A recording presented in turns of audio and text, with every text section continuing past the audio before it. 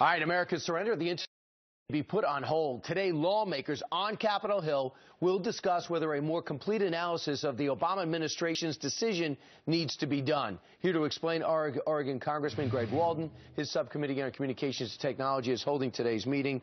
Congressman, a lot of Americans concerned about giving up control of the internet. Why are you? Well, I'm concerned because there are foreign countries led by some pretty sketchy people who have sought to take control of the internet from day one. They want to do it through a United Nations organization, and we can't let that happen. So what are you going to do? What are you going to be discussing today?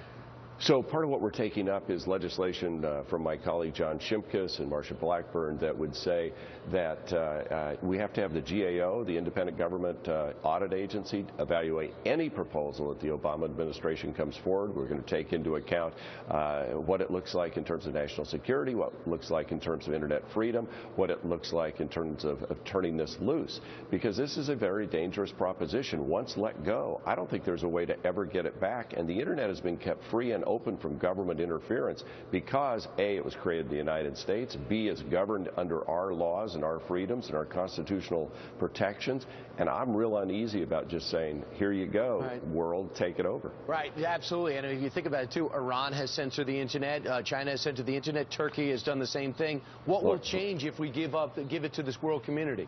Well, that's what they're having trouble answering. We had a hearing a week or so ago and decided to move forward with this legislation. It said they can't turn it over until we see the facts independently and approve it. And so it's really, really dangerous, I think, if they just turn it over to another country, another government entity like the United Nations. Now, they say they're not going to do that. But, you know, I could not get a good answer about what happens when you let go of the 64-page contract between the United States government and the nonprofit that runs this system now, based in the United States, required to be based here, required to be under our laws. They could be set free, and then what happens? Congressman, you're making a lot of sense, and the average American I know has been saying, why are we even doing this? Where's the pressure from? Where's the advantage for us? But the question to you is, what Democrats also are worried and concerned like you are?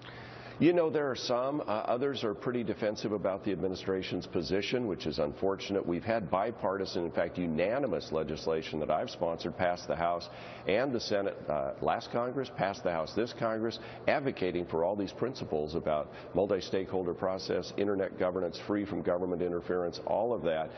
And so I would hope they would join us on this so that we get the facts before the administration can take action. But you would say, Chairman, that there is right now, there's not one Democrat that you know that is on board. I'm concerned about that. That's correct. We'll find out certainly when we mark up this legislation starting this afternoon. Well, good luck. I think a lot of people are concerned about it, regardless whether they're involved or interested in politics or not. Chairman Greg Walden, thanks so much. Good to be with you, Brian. All right, 20 minutes now after the hour.